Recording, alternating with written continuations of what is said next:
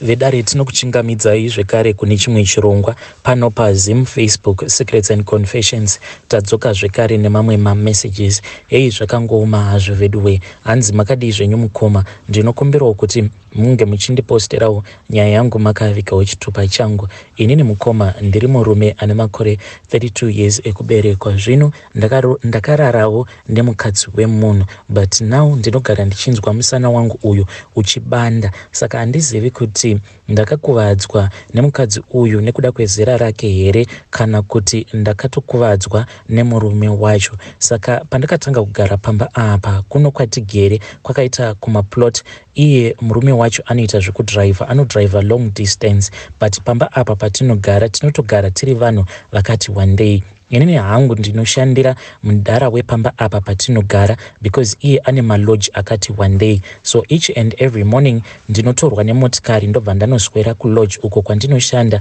ndiri receptionist, kana kuti dzimwe nguva ndinoshanda pagate ndiri security. Munongoziva nyaya dziya dzemumalodges. Then kana zvakatosunga tinenge tichitocleanawo payard zvekare nemuma guest rooms acho iwawo. Saka ndine zvimari zvangu zvandinowana, zvimari zvematip. So there was a time when I started staying at this place, ndabva kulocation, then ndakabva ndaona kuti painge paine umwe mukadzi wemudhara uyo wandakudzai nezvake. Saka munhu wekuti akura zvake, but unyatsokuona kuti nguva yake chaiyo, nguva yake paainge achiri wechidiki, I am sure kuti akatombotumanisa misoro yevarume because akanaka apa akaita mugiant, but not mugiant zvezvo zvekuti anenge akazonyanyisa kureba. Akangoita munhu ari bo apa ane good figure mukoma, zvekuti kana achifamba unyatsokuona kuti apa pari kufamba zigadzi. Zvino dambudziko rakazoitika nderekuti mother ava vakabva vazotanga kundifarira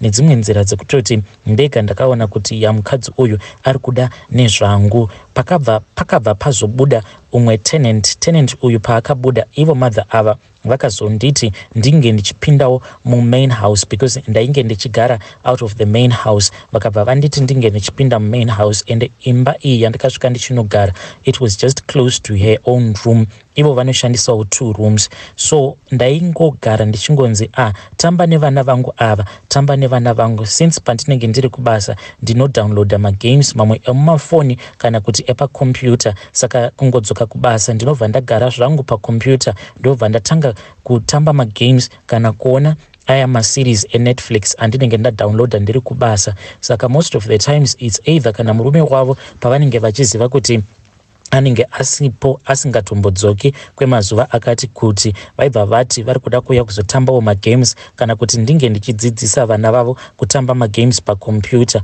kuzotonosvika vava kuti ivo vainge vachida kuonawo maseries kuzonosvikawo ivo vachiti vainge vachida kuonawo maseries pakompyuta pangu. So mukoma, there was a day whereby pandakadzoka kubasa ndainge ndakaneta because kubasa uku kwainge kuine vanhu vefiber vainge vachidhiga matrenches avo. Zvino murungu akabva azonditi tinge tichigobora umwe muti because city council yakangouya ikabva yacheka muti uya, saka wainge uchida kugoborwa. Saka iye akabva azonzi ange achitsvaka vanhu vanogobora muti uyu. Ndakabva ndazongotorwa ini neumwe muchinda anobva kuZim, ndokubva azoenda kurobot murungu akabva azonotora vamwe avo vatainge tava kushandidzana navo, but maSouth African vakabva vazongosiwa vachiita basa ravo riri soft. Isusu ndisu takabva tazopiwa matemo nemabhemba tichinzi taifanira kuti tinge tichigobora zimuti riya. Apa rainge rakakura sei mukoma? Zimuti iri rakatitorera mazuva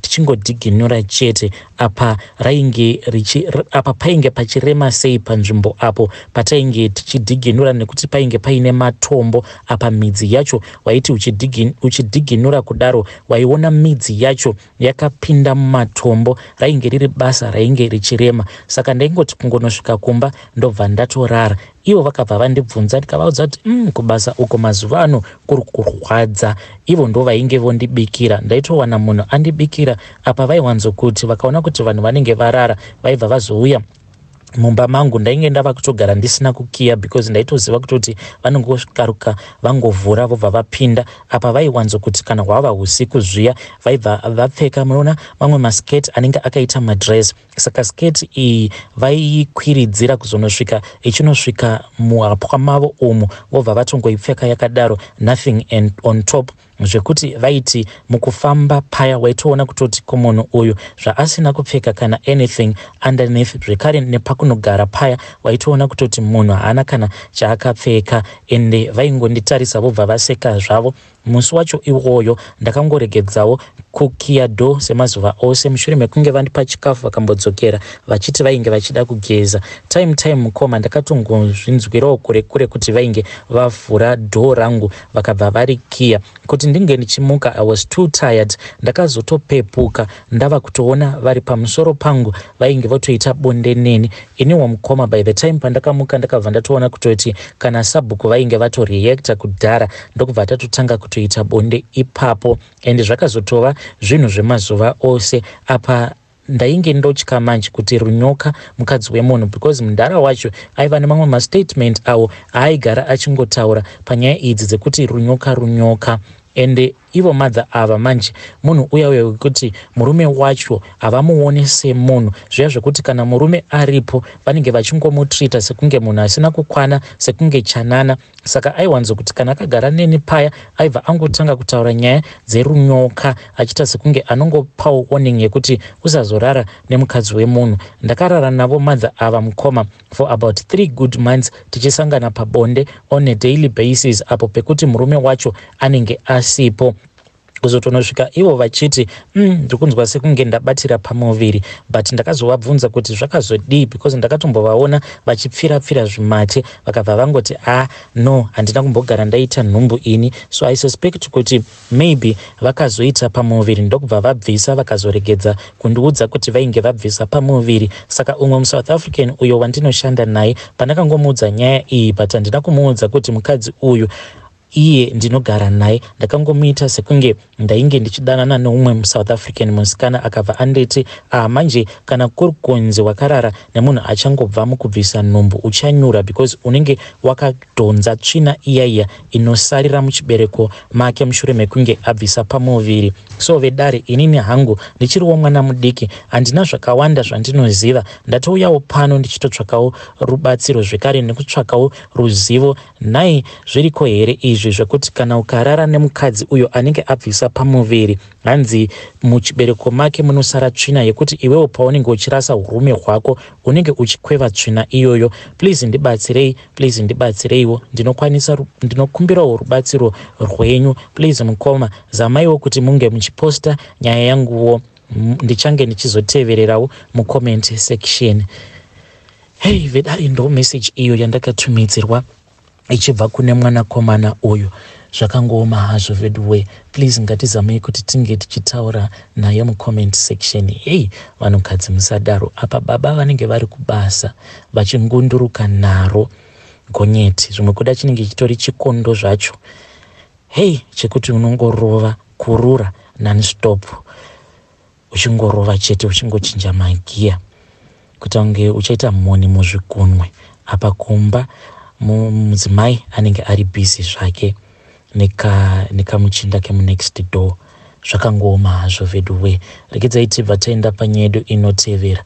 Nyedu inotevera yakamira sekudai so. Hanzi makadi zvenyu mukomanashe, ndinokumbirawo kuti munge muchindiposterawo nyaya yangu makavika chitupa changu. Moyo wangu unorwadza ini mukoma nekuda kweizvo zvandakaita. Mukoma ndakatora mwana wangu wandakazvarirwa nemudzimai wangu ndikamutora ndikabva ndamuisa mubhodhoro. Iniwo ndainge ndatambudzika uye ndainge ndaneta nenhamo ndokubva ndazviudza kuti kusiri kufa ndekupi, and at that time mudzimai wanguwo ainge oita sekunge ainge ava kusada nezvangu. Zvino ndakati ndakatarisa runako rwake ndikabva ndati nyaya iripo iri kukonzeresa kuti ini navadzimai tigare tichiita sekunge takarimirana miganhu inhau yekuti handisi kukwanisa kuti ndige ndichipawo mudzimai wangu kaupenyu kanenge kari senani. Ndiri kufanira kuti ndinge ndichimirizikawo sababa. Mukoma ndopaya pandakabva ndazotanga kufamba. Ndakafamba ndichafamba mukoma kudzamara ndichizonosangana neimwe n'anga iyi yakabva yanditi iyo zvekurumbesa izvi ndo kwainge kuri kumusha yaikwanisa kundibatsira. Ndakabva ndazonzi since glazi rainge richida mwana wangu ndaifanira kuti ndinge ndichidzvinya mwana wangu usiku avete paya paanenge ava kuita sekunge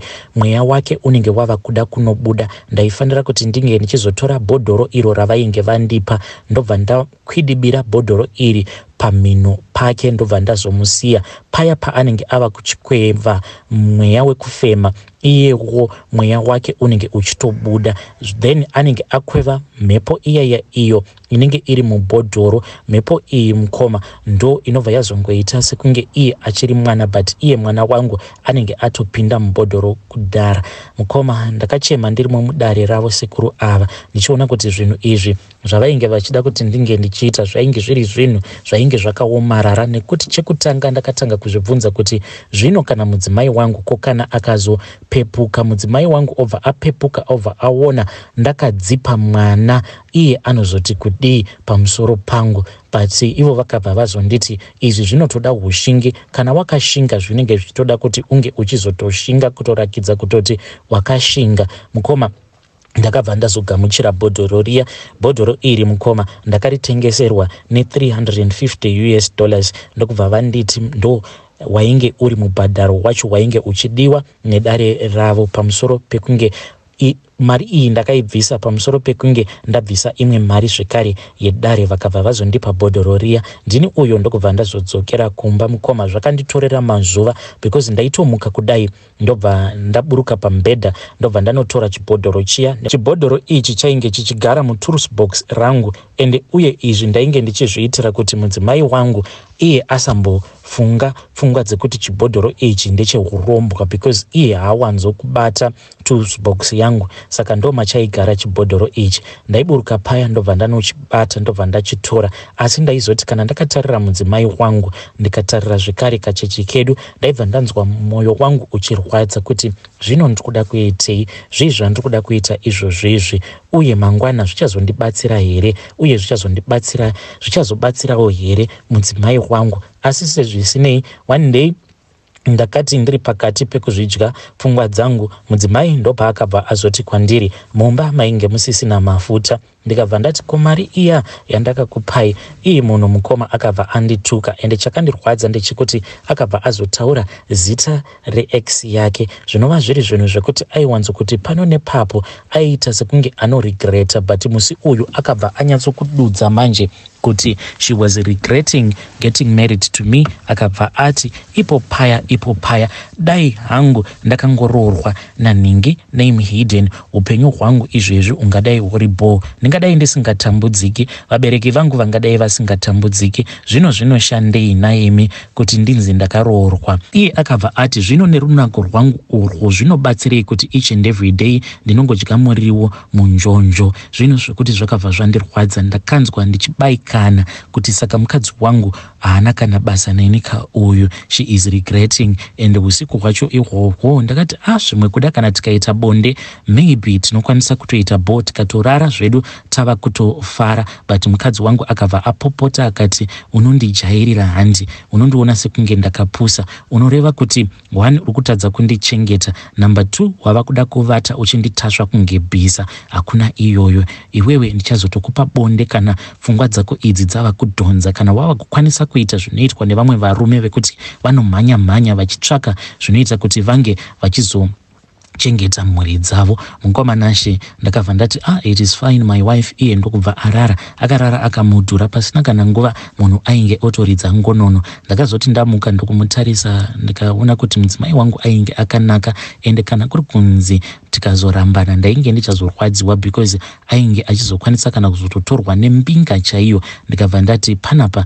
ndotongorovera moyo kudombo ndotoita sezviya zvandakaudzwa nasekuru vaya kuti iwewe kana uchida mari zvinotoda kutoti unge uchishinga. Ndakabva ndazoita ushingi ipo paya manje mukoma. Ndokubva ndamuka ndokubva ndanotora bhodhoro riya. Ndakati ndatora bhodhoro mukoma ndakangonzwa sekunge ndainge ndapfekwa nechimwe chinhu, ndakanzwa rimwe simba mukoma risina kana ndiani akambogara akarinzwa. Ndokubva ndadzokera pambedha paya ndakajamba mudzimai wangu because mwana wedu uyu tainge tichimuradzika kumadziro tichiitira kuti asazodona kana kusangana nemaproblems. Then mukoma ndakabva ndazovhura blanket ndikavhura zvekare nechifleece chainge chakafukidziwa mwana ndokubva ndazomudzvinya. Kamwana kacheche mukoma, moyo wangu unorwadza kani, moyo wangu unorwadza. Ndinoti kana ndikafunga nezvazvo ndinonzwa misodzi kudai ichida kubuda. Kamwana kangu aka at that time kainge kaine about 3 years. Kamwana kangu at that time kainge kachiri kadikisa, andifunge kuti kainge katombopinda mu4 months pandakazviita zvinhu izvi. Ndakabva ndakakadzvinya neruoko rwani. Kamwana kakavhura ziso mukoma ndokubva kanditarisa, and kakati kavhura ziso kudai ndakabva ndaona kachizamawo kushanyarika kuti kange kachizvitsudzunura, but mukoma ndainge ndakakadzipa. Pandakaona zvino maziso owira mukati kava kutadza kufema, ndopandakabva ndazobvisa ruoko rwangu. Mukoma kakabva kaita zviya zvekutura befu, apa ndainge ndakakavhara mhino nebhodhoro riya. Mukoma kakabva kangorara ndokubva kakotsira paya. Ndakazoti ndavhara bhodhoro riya ndichinopinda zvekare mujira ndokubva katanga kukwetsura mhere, ende kaiti kachichema mukoma kaita sekunge pane zvakainge kachiona mumadziro umu, kachingochema kakatarisa kumadziro. Pasina kana mazuva mwana wangu uyu akabva azoshayika. Musi wakafa mwana wangu ndakangonzwa izwi rakanditi enda unovhura tourist box rako unge uchibvisa bhodhoro utsvake pekuti unoriisa, but panzvimbo pekuti rinorohwa nezuva. Since ainge achiri makuseniseni mwana uyu paakatanga kurwara achizonosvika mukunoshaya, ndakabva ndangotora tourist box riya ndikabuda naro panze ndichitira sekunge ndainge ndichida kucreata space mumba. Ndokubva ndatora bhodhoro riya ndakabva ndaenda nebhodhoro iri kuseri chirugu chehuku ndokubva ndanoisa bhodhoro riya. Ende hakuna kana akambofunga kuti bhodhoro iri rainge riri bhodhoro rekurombwa. Mwana wangu ndokubva ndatomuona ari mubhodhoro muya. Mwana takazofonerawo ambulenzi, kukabva kwazoya mapurisa, mwana kuzonosvika achinoradzikwa. Asi mwana tichinomuradzika ndaitomuona ari mubhodhoro, zvekare nemuzviroto zvangu ndainge ndichimuona ari muzviroto. Sekuru vaya vakabva vazondidana vakanditi zvino yainge yava nguva yekuti vange vachindisimbisa. Ndokubva ndazobikwa, ndakatoiswawo mudrum iro rainge rakaiswa pachoto, ndokubva ndatanga kubikwa for about 2 hours. Vakabva vati wanaka iwe chenda zvako unge uchinodya mari yako. Asi mukoma, mari iyi inorwadza kudya kwayo, nekuti dzimwe nguva so ndinowanzo kuti paya pandinenge ndakarivara mukoma, one day mwana wangu uyu achandiuraya zvake, because ndinoti kana ndakavarairwa kudai anongokaruka aapia kudai pamberi pangu mwana wangu uyu, iko zvino wava kutofamba. Saka ndinoti ndikavhunduka kudai hana yangu marovero ainoita, ndinobva ndanzwa ndichirukutika kupera power zvekuti vanhu vazhinji vava kutongofungidzira kuti ndine asthma, ende ndinotongopushawo nyaya iyoyo yekuti ndine asthma because ndinoti kana ndikamuona ndinotadza kana kusimuka, makumbo angu awa anenge achidedera. Ndiyo confession yangu iyi mukoma. Vedare ndo message iyo yandakatumidzirwa ichibva kuna mukoma vedu. Zvakangoma hazvo vedu we akomanaka kudzipa kamwana kane about 4 months ubva wazoisa bhodhoro pamhino. Akomana, so sad. Apanzi ndava kuona chipoko chake mwana wangu uyu.